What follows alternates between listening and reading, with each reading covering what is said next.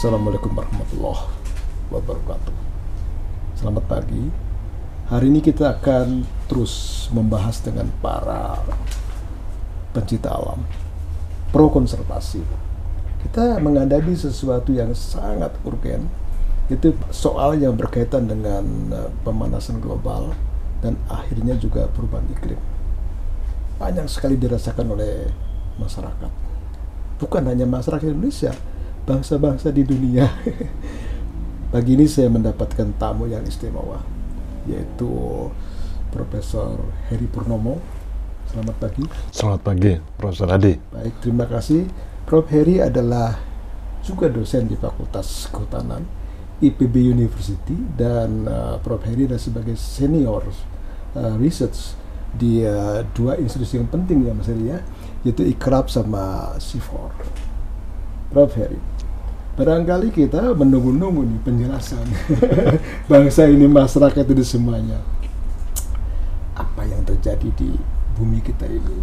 Kok terasa semakin pengap, semakin panas ya? Lalu orang mengatakan, oh ini adalah perubahan iklim karena bumi makin panas karena industri dan sebagainya. Barangkali masyarakat perlu penjelasan dari Prof. Heri. Terima kasih Profesor Adi. Assalamualaikum warahmatullahi wabarakatuh. Selamat pagi semuanya. Saya mulai dari mengutip Stephen Hawking. Stephen Hawking. Ya. Dia adalah fisikawan terhebat abad ini setelah Einstein. Dia dari Cambridge University. Okay. Dia mengatakan ada dua ketakutan besar dia umat manusia, pada planet bumi ini. Pada planet bumi. Nah, satu itu ditabrak asteroid. Planet lain oleh benda-benda angkasa nabrak bumi kita. Dan itu kita tinggal berdoa itu ya, semoga kita tidak ditabrak ya. Kedua adalah perubahan iklim. Dia yang paling takut dengan perubahan iklim ya. Dua ini yang ditakutkan oleh seorang ilmuwan terbesar, almarhum sebenarnya, 2019 dia meninggal. Tetapi dia diakui sebagai fisikawan terhebat ya di abad ini di dunia, Stephen Hawking, yang hidupnya di kursi roda sebenarnya, tetapi karyanya itu luar biasa. Jadi dia meramalkan sebenarnya bahwa 300 tahun lagi bumi ini dari saat itu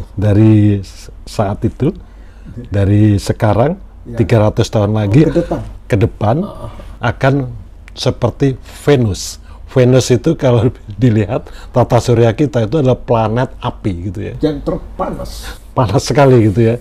Dengan suhu Venus itu sekitar 540 derajat Celcius. Itu lari itu.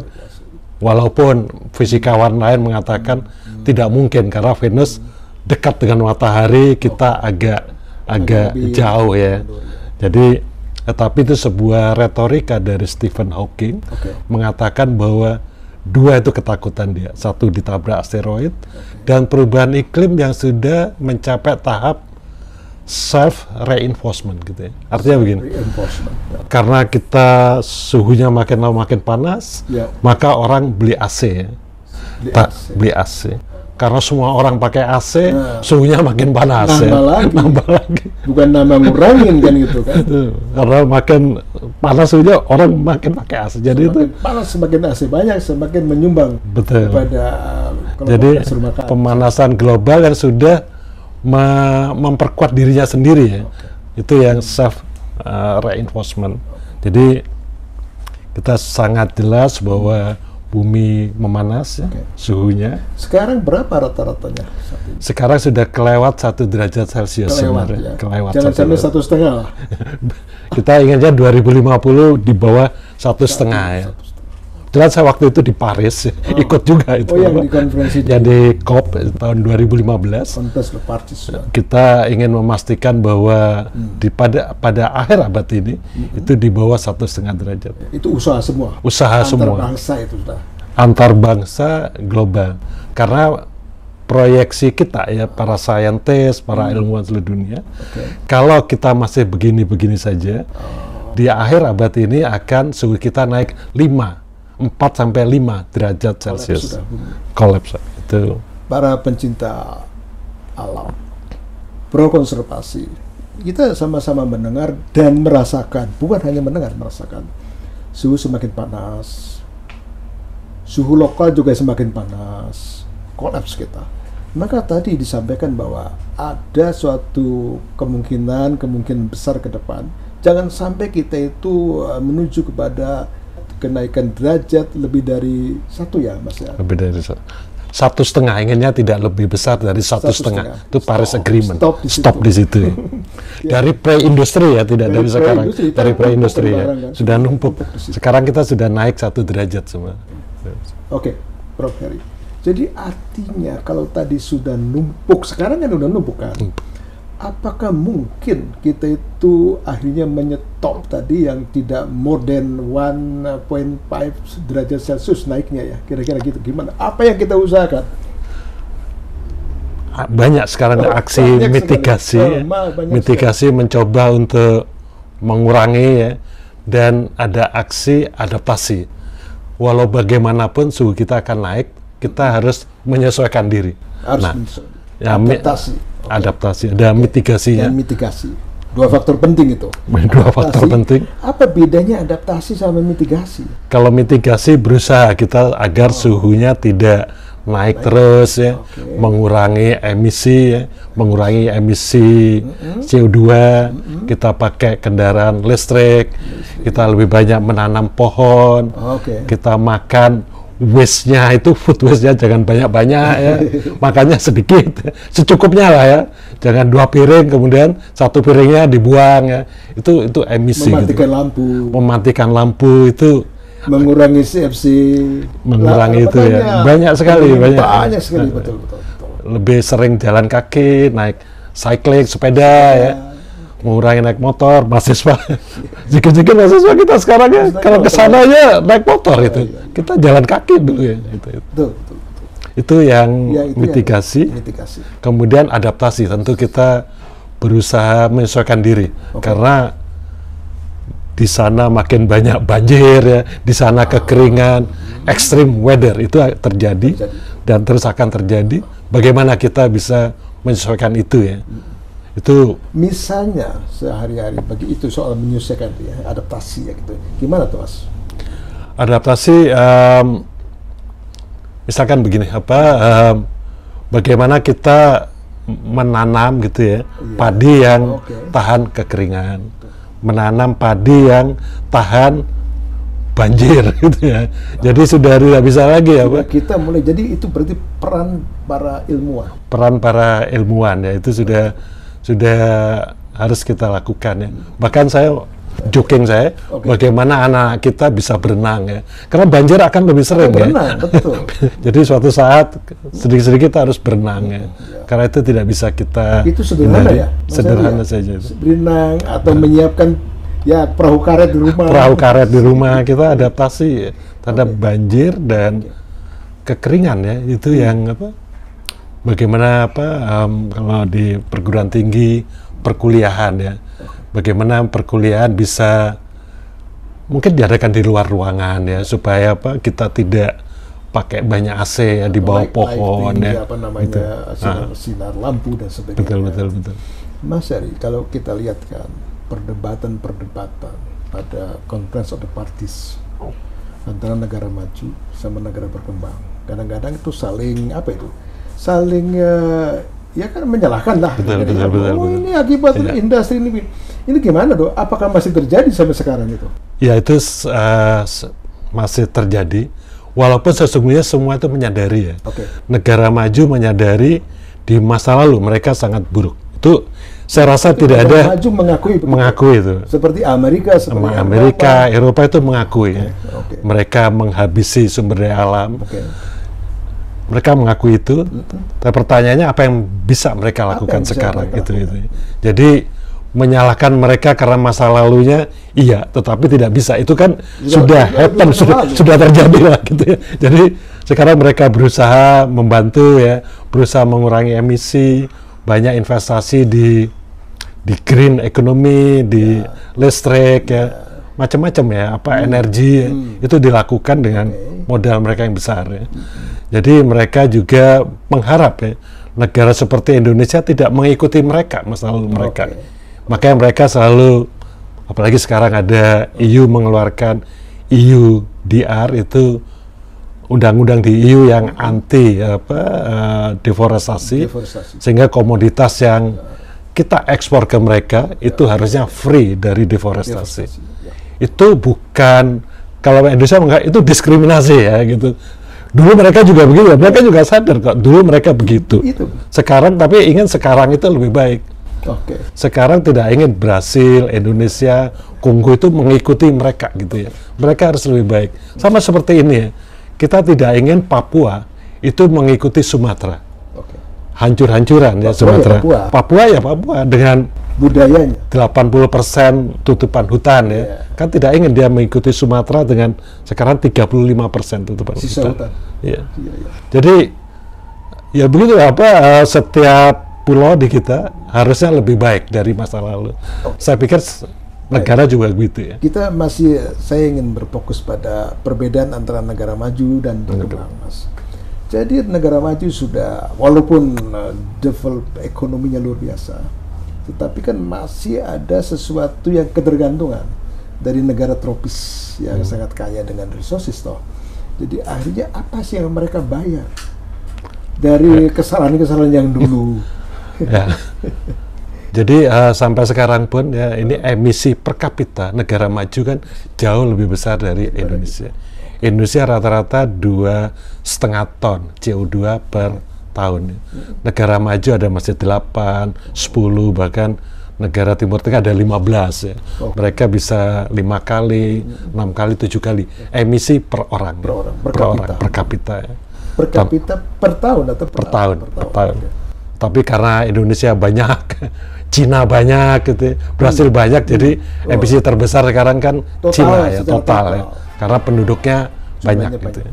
Jadi negara maju ada transfer of knowledge ya, kemudian mencoba ya to some extent membantu ya, membantu negara Indonesia, Brasil, Kongo untuk menuju ke green economy, lebih ke energi yang ramah lingkungan. Walaupun di mereka juga sebenarnya tidak, mereka juga ada yang ramah, ada yang tidak juga. Ya, tidak gitu 100% kan? Ya, tidak 100%. Jadi di negara maju juga tidak satu kesatuan gitu. Masih ada yang tidak peduli ya. Paham dan sebagainya. Kita tahu Donald Trump itu di Amerika. Donald Trump tidak peduli, malah dia deniers ya, menolak perubahan iklim. Itu di negara maju Amerika.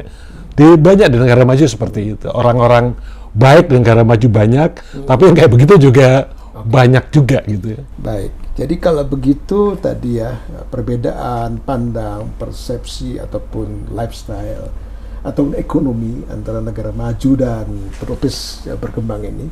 Tapi saya fokus kepada developing countries nih, Indonesia lah. Artinya bahwa kalau kita lihat our resources nih yang cukup, kalau saya sebut kaya raya, dari semua sumber yang termasuk dari renewable resources, yang renewable luar biasa. Kita kan arah ke sana ya, Mas ya. Apa yang harus strengthening bangsa ini agar supaya bisa, kalau nol sih nggak mungkin ya, mereduce lah mengenai situasi pemanasan global atau ikut berambil bagian dalam situasi menekan emisi ataupun jangan sampai menaikkan suhu sampai 1,5 derajat Celcius lebih. Betul. Gimana, Mas? Saya rasa negara kita menurut saya cukup baik ya. Artinya deforestasi menurun ya. Dalam 10 tahun terakhir kan dulu 500 juta, sekarang tinggal 100.000 hektar per tahun. Itu signifikan ya? Itu signifikan. Dan kita juga sedikit dibantu dengan COVID karena COVID deforestasi juga sedikit dikandangkan. Jadi tidak semua cerita buruk tentang negara berkembang. Indonesia juga banyak mendapat apresiasi sebenarnya di luar. Kita bisa mereduksi kebakaran hutan dan lahan. Dari pernah kita 2,6 juta, sekarang pernah 2019 tinggi lagi 1,9 juta. Sekarang saya rasa sekitar 300.000 hektar ya kebakaran. Jadi signifikan walaupun belum zero ya. Saya rasa usaha dari pemerintah, perguruan tinggi, private sector, kawan-kawan LSM itu dan masyarakat itu ada, menurut saya ada hasilnya ya. Mass media, Mas. Mass media ya itu saya rasa banyak ya, bahkan dibanding Brasil ya, kita masih lebih bagus ya. Brasil dengan presiden sekarang tidak terlalu sensitif terhadap isu lingkungan ya. Jadi ada pandangan. Ini saya mengikuti international discussions on komponen-komponen bahan yang menyebabkan perubahan iklim ya.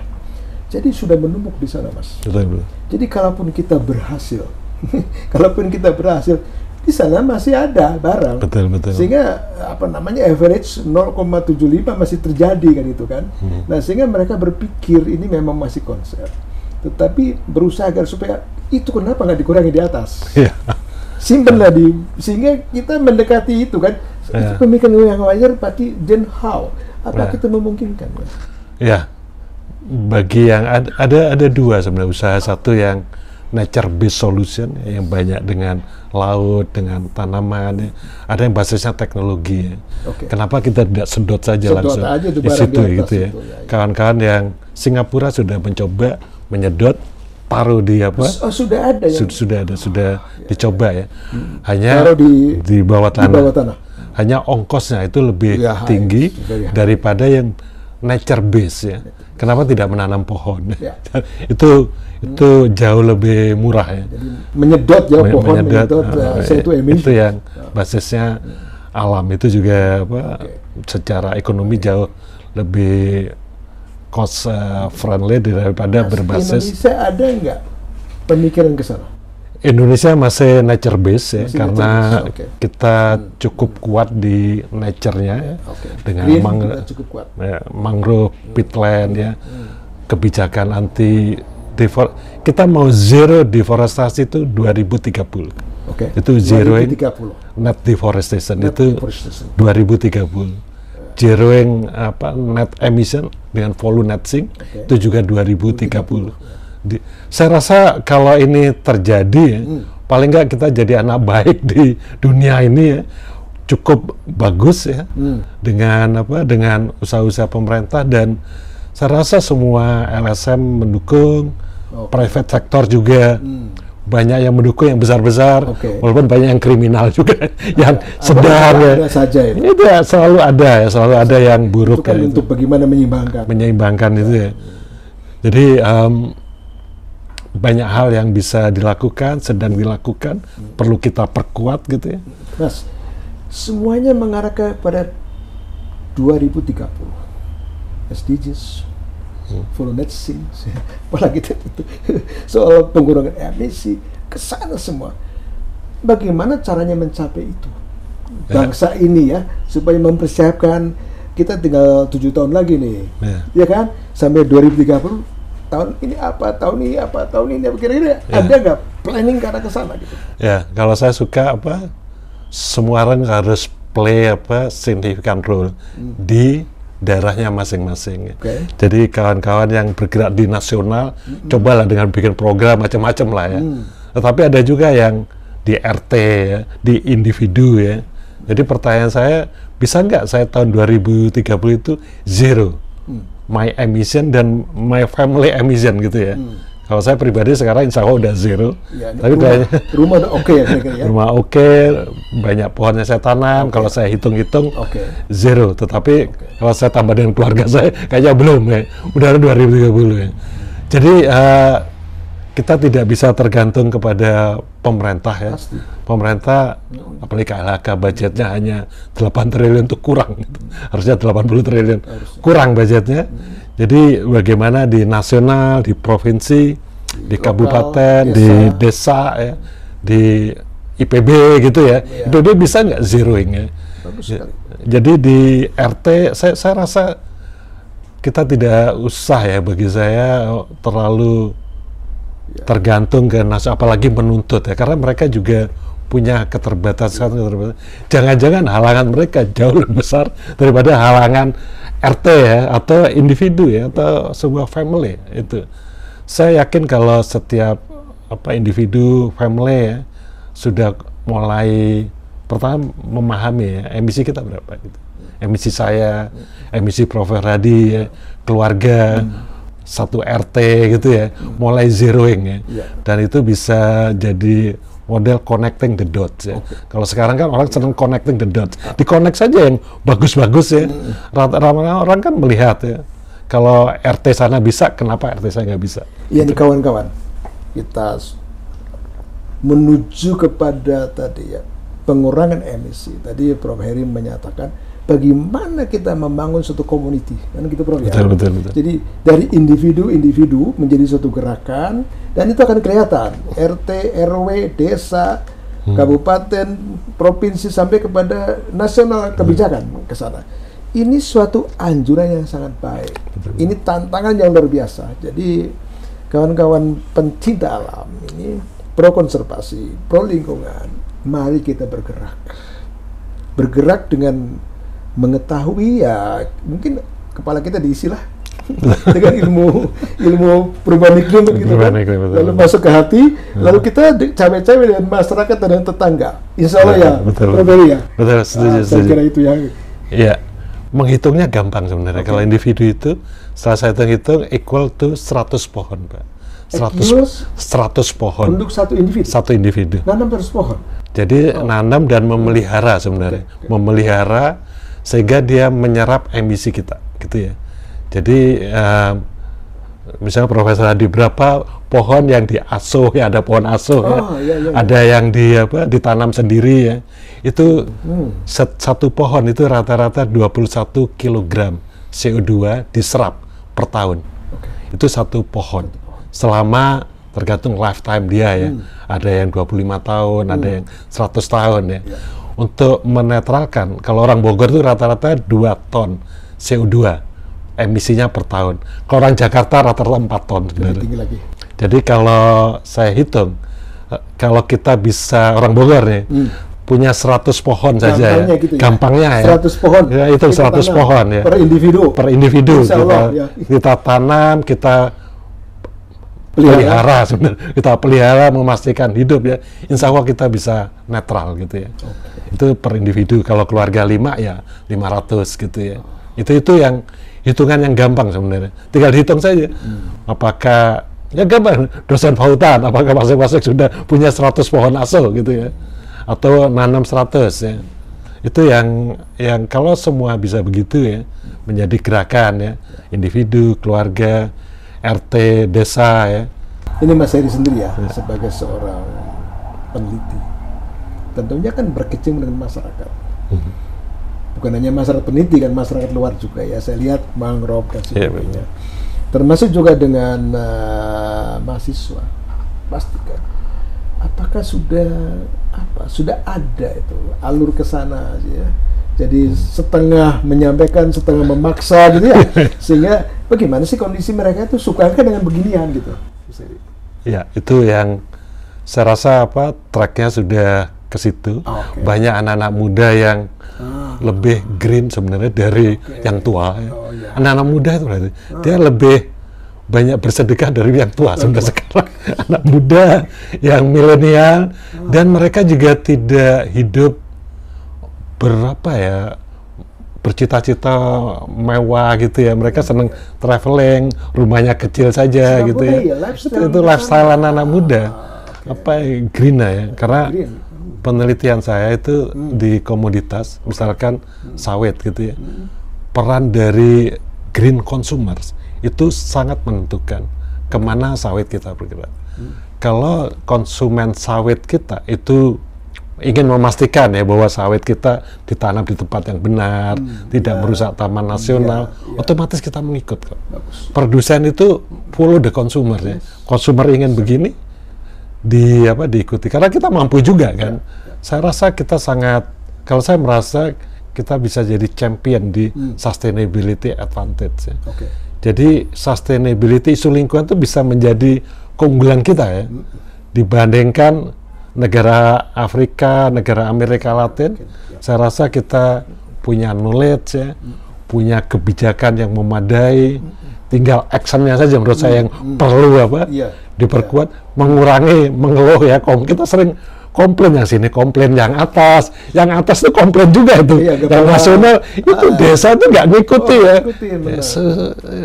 Nggak selesai kita komplain. Jadi sering kita harus melakukan do it now. Do in your your authority lah ya. Kalau Anda kemampuan, sesuai dengan betul. Kalau Bapak mampunya di keluarga, ya di keluarga lah ya. Jadi sesuai dengan tugas fungsi. Tugas dan fungsinya ya, itu yang bagi sangat penting, berhenti untuk blaming gitu ya. Karena negara ini juga, pemerintah juga sangat terbatas kemampuannya. Apalagi Profesor Hadi pernah di birokrasi, banyak sekali kendala-kendala mereka untuk menempuh suatu jalan yang lebih green ya. Jangan-jangan lebih gampang di desa gitu ya. Jangan-jangan ya. Di desa lebih gampang gitu ya. Atau di RT ya. Saya ketika ketua RT lebih gampang gitu. Saya nggak kebayang Ibu Menteri ya dengan segala interest politik ya. Itu jauh lebih rumit. Banyak sekali, betul sekali. Mas Heri, kan sekarang bekerja sebagai peneliti senior di IKRAP, di CIFOR kan gitu kan. Bagaimana itu? Kawan-kawan peneliti kan bukan hanya nasional ya, juga internasional ya. Apa yang telah dihasilkan untuk menyumbangkan menekan zero emission tadi? Jadi kita banyak penelitian global comparison ya dari usaha-usaha itu. Jadi bagaimana kawan-kawan di Amerika Latin, Indonesia, Cina, kemudian di Afrika melakukan usaha-usaha mitigasi. Apa yang berhasil, apa yang kurang berhasil itu perlu saling belajar gitu ya.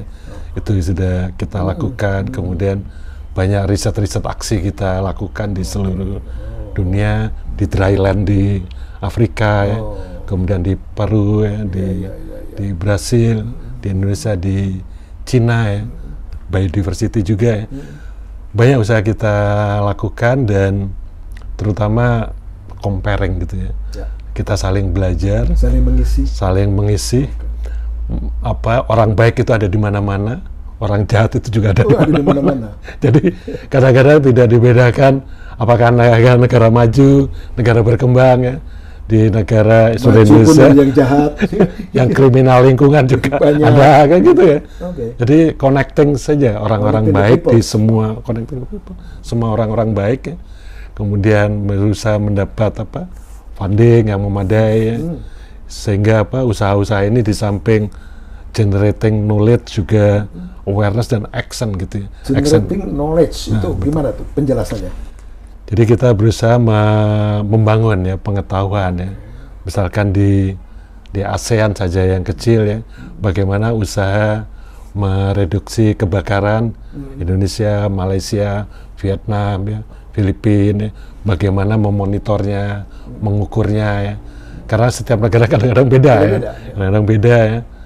Dan berhenti saling menyalahkan kan, kalau nanti musim kebakaran Singapura menyalahkan Indonesia ya. Kemudian Indonesia menyalahkan Singapura ya. Anda lihat aja nggak bantu ya. Singapura bantu, kok gitu aja bantuannya. Gitu ya. Ya dicoba lah kita berdialog ya.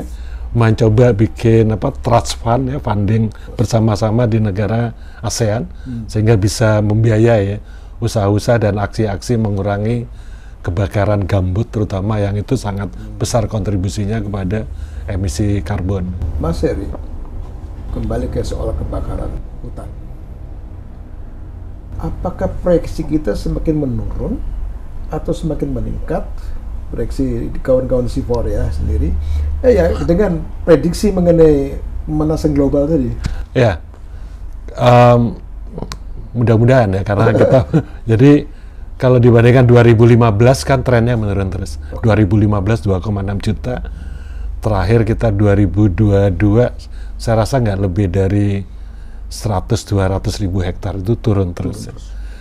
Sekarang itu El Nino akan datang di bulan-bulan depan ini. Kita lihat tes ya, apakah usaha persiapan kita selama setahun 2 tahun termasuk saya itu berhasil mengurangi gitu ya.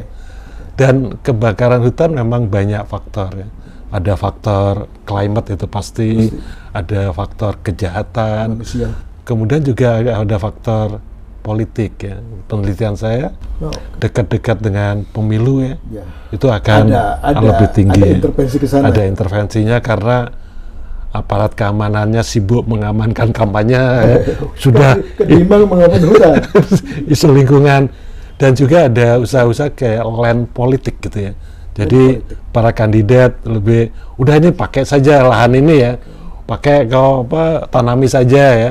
Jadi supaya dia nyoblos aku gitu, dikasih kelonggaran itu pada para masyarakat atau para kriminal untuk melakukan itu selama masih mencoblos dia. Itu berdasarkan research gitu. Berdasarkan riset, Pak.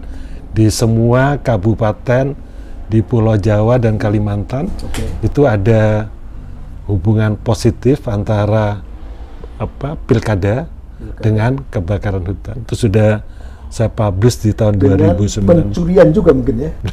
Dengan deforestasi ya.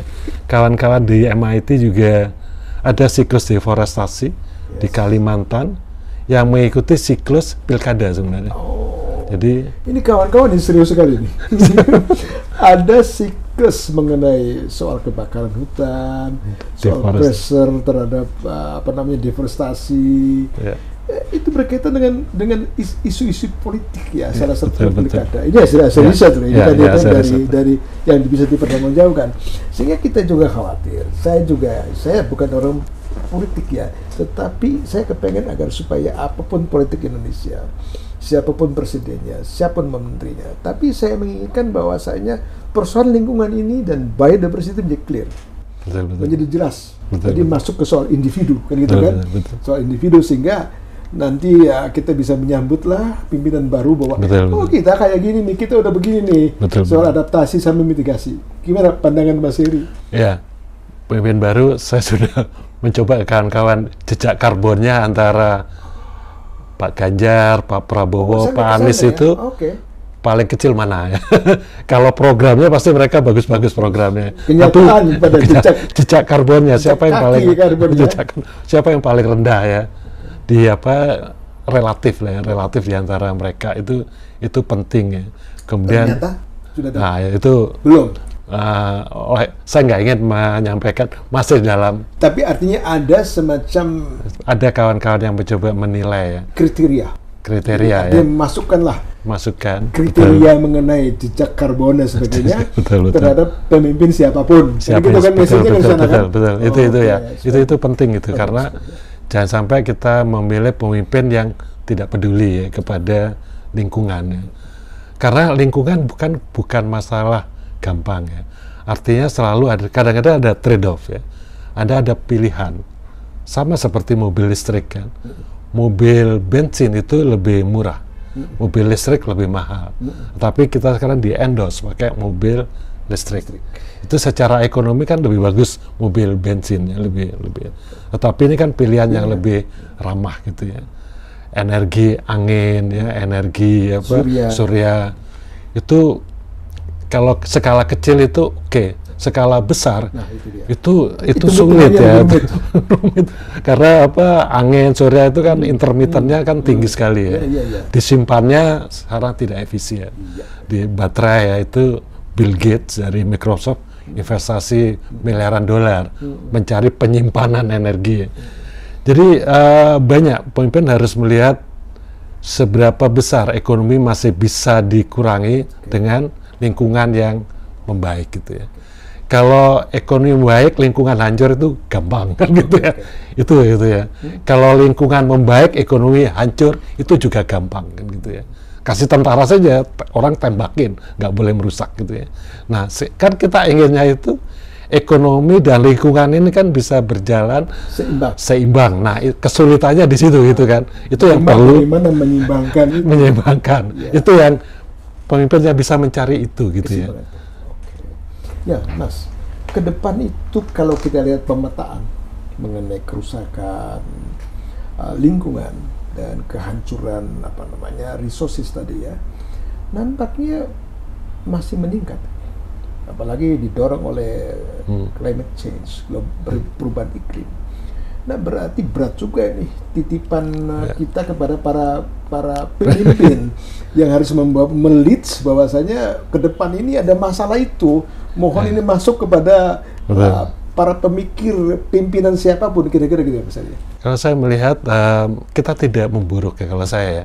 Jadi ada keberhasilan di era ada celah-celah. Ada celah-celah. Ya bukti nyatanya deforestasi menurun kok. Walaupun belum zero. Masih ada 110.000 hektar per tahun deforestasi. Tapi bandingkan dengan dulu yang 0,5 juta ya. Artinya kan menurun, trennya kita gitu ya. Kemudian kebakaran juga menurun ya. Juga usaha-usaha reforestasi meningkat, nanam mangrove, nanam peat, hampir semua orang menanam. Kesadaran orang meningkat. Awareness, orang mulai. Jadi itu ada unsur positif ya. Ada unsur positif. Jadi kita harus juga di samping kita sadar bahwa deforestasi masih terjadi ya, yang sangat signifikan, masih 100 ribuan. Tetapi ada usaha-usaha yang patut kita syukuri, ada keberhasilan yang patut kita selebrasi juga gitu. Kita harus bersyukur gitu ya, karena kebakaran menurun ya, deforestasi menurun, harus kita ucapkan terima kasih pada pemerintah, pada masyarakat. Itu yang tadi pada awal kita ngobrol, maka tantangannya jangan sampai iklimnya naik lebih dari betul. Itu kan tantangan, very difficult untuk siapapun pemimpinnya kan gitu kan. Nah ini saya kira ini titipan kita kepada ya. Jadi bagaimana pemimpin ke depan itu bisa meneruskan yang baik, kemudian membuat gebrakan ya pada hal yang belum berhasil ya. Itu masih banyak yang belum berhasil, itu yang harus dipastikan itu dilakukan oleh pemimpin kita ya. Masih banyak masyarakat yang miskin ya, masih banyak degradasi mangrove masih ada ya, peatland, kebakaran masih terjadi ya. Kemudian ada program Volunetsing 2030. Bagaimana itu bisa tercapai ya, benar-benar 2030. Itu ya kita lihat saja ya, artinya tahun 2030 baru kita tahu ya. Saya tidak mau nanti pemimpin baru diganti Volunetsing 2040. Biasanya suka begitu ya pemimpin kita ya. Begitu memimpin, targetnya itu dipindahin ke presidensial berikutnya gitu ya. Harus berani gitu ya, harus berani kita mengatakan ini tercapai atau tidak di masa dia. Jadi Mas Heri ini kawan-kawan sekalian, poin yang terpenting adalah bagaimana bangsa ini bisa ya tanda kutip ya memakmurkan bangsa ini dan penduduknya buat umat ini kan Mas gitu ya. Jadi artinya bahwa mohon pimpinnya akan datang gitu kan, siapapun pemimpinnya ini saya yakin siapapun yakin bahwanya lingkungan akan menjadi suatu tolak ukur penting, Mas. Betul. Kalau menurut saya di pahaman saya, siapapun bahkan gitu kan. Saya rasa di dunia begitu, hampir semua indikator dunia itu sebenarnya membaik, Pak. Kesehatan kita membaik, teknologi membaik, kecuali lingkungan. Lingkungan memburuk gitu ya. Saya senang dengan umur ya. 300 tahun yang lalu umur manusia itu rata-rata 32 tahun. Rata-rata. Bahkan orang India itu 25 tahun. Separuh orang-orang dulu itu mati ketika belum dewasa. Sekarang rata-rata umur kita itu 73 tahun. Iya, Mas. Saya sekarang 75 loh. 75. Jadi 75 tahun itu kalau dahulu itu sulit, Pak. Sudah nggak bisa apa-apa. Itu rata-rata Raja Inggris itu meninggalnya umur 40-50 dan sudah tua sekali. Tanda apa begitu tuh ya? Pertama itu kemajuan teknologi kita, kemajuan kesehatan kita ya, dan kemajuan kita bersama gitu ya. Sebagai umat manusia, kita sudah mencapai banyak hal ya. Kecuali satu, lingkungan ya. Lingkungan ini yang satu-satunya sebenarnya indikator yang memburuk ya. Perang kita berkurang dibandingkan dahulu ya. Bencana alam kita, korban bencana alam kita sedikit kan. Dahulu kalau ada bencana ada 10.000 orang meninggal, nggak ada di berita. Sekarang bencananya belum ada, erupsi udah muncul setiap saat di TV itu. Jadi kejahatan juga berkurang sekarang secara persentase, tetapi lingkungan yang memburuk. Sederhana saja, salah satu yang terbesar itu manusia yang terlalu banyak sekali. Dulu manusia kita cuma 1 miliar, sekarang 8 miliar. Sekarang saya tanya dulu, Mas Heri dari 2 sekarang menjadi berapa? Nah, sekarang jadi 4 ya. 4 dengan anak? Dengan anak, belum ada cucu kan? Belum punya cucu. Berapa tahun itu? Anak saya ada umur 26. Nah, dari mulai nikah sampai sekarang itu? Sekitar berapa ya? 29 tahun lah ya. 29 tahun? Dan artinya termasuk keluarga hemat itu? Keluarga hemat ya, belum. Kalau saya terus terang aja ini, saya dari 2 tahun 74 sekarang menjadi 17, Mas. Nah, dari 17 kan. Jadi saya bayangkan sekian manusia dengan rata-rata katakanlah 10 aja, betapa berjubelnya itu. Nah, itu pressure terhadap lingkungan kan makin tinggi. Jadi itu wajar sebenarnya. Kita punya masalah lingkungan itu wajar. Tinggal bagaimana kita bisa hidup lebih baik. Malah saya beberapa minggu lalu ke IKN, itu bagus, ada konsep Smart Forest City. Smart Forest City, jadi ada keinginan di IKN itu 75% tetap hutan. Dan pejabat itu, kecuali eselon 1 dan menteri itu punya rumah tapak. Eselon 2 ke bawah itu rumahnya rumah susun gitu ya, di apartemen untuk menghemat space ya. Itu luar biasa konsepnya ya. Cuman kan apakah itu kemudian kita kuat ya untuk benar-benar mewujudkan seperti itu, atau nanti jadi seperti kota-kota yang lain saja, hutan digunduli gitu ya untuk building gitu ya. Sebenarnya dari segi perencanaan kita kurang apa sih, cukup baik ya. Tapi istiqomah ya, mengerjakan rencana itu, istiqomah dalam kebaikan, nah itu yang kita perlu saling tolong-menolong, saling menyemangati kan. Itu yang kita saling menyemangati, saling tolong-menolong. Saling tolong-menolong itu. Itu soalnya kadang-kadang itu berkaitan dengan emosi ya. Emosi, betul itu ya. Terima kasih sekali ini. Perbincangan kita luar biasa ini. Artinya pada situasi yang orang lagi ngomong mengenai politik ini, gonjang-ganjing, kita tetap konsisten untuk bicara soal bagaimana mereduce CO2 emission, menurunkan suhu ya. Ini luar biasa. Pembicaraan kita disukai oleh Allah ini. Amin. Insya Allah kita berkah. Terima kasih sekali Mas. Terima kasih kawan-kawan, kita sudahi perbincangan yang sangat produktif dengan Profesor Heri Purnomo. Terima kasih para sobat konservasi. Selamat siang. Assalamualaikum warahmatullahi wabarakatuh.